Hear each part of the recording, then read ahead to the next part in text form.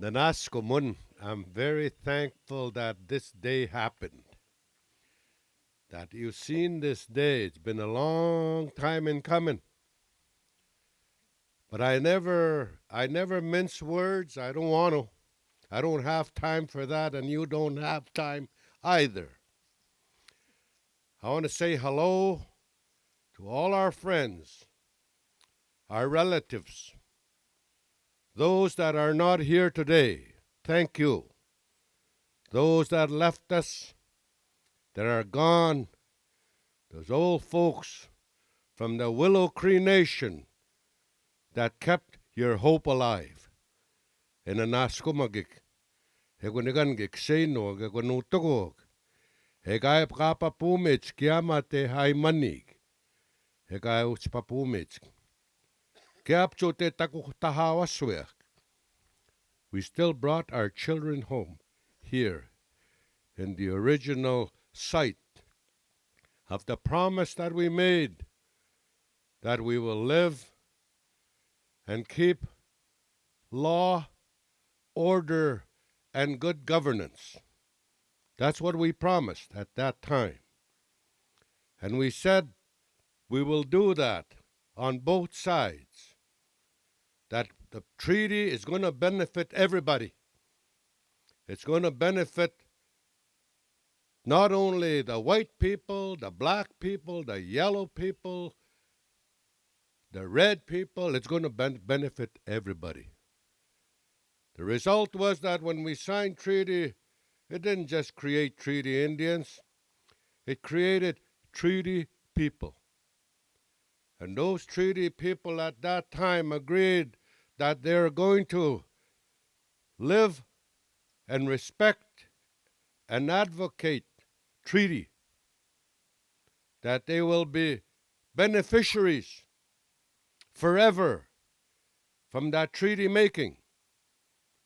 But not only just beneficiaries, but also responsible for the conduct and the treatment of the terms of treaty. Today, you have witnessed some of the wrongs that were done to our people. I want to thank our people for being so resilient. I want to thank you for not losing it. Even though we lived through, guy my age, I've seen it.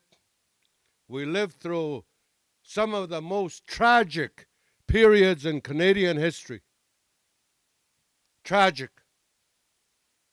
Our poor parents and grandparents who lived through hunger and cold, even isolation, even the blocking of our peoples in the reservation, not even able to leave the reserve even when they were hungry. When they had to get permits to sell a little wood, so they can feed their children. When they couldn't sell a cow, even if they had 100, they were allowed only to sell one cow and butcher one cow.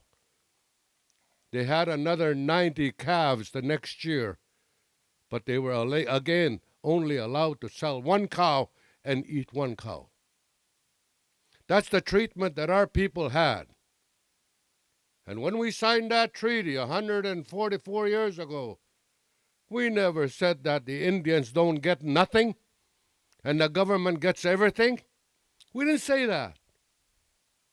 We didn't say that you will not get no revenues from Saskatchewan resources. We didn't say that. We didn't say that we'll give up 98.2% of the land mass in Canada and keep only 2%. We didn't say that. I said I don't mince words. But that reconciliation has to move on. It's got to happen.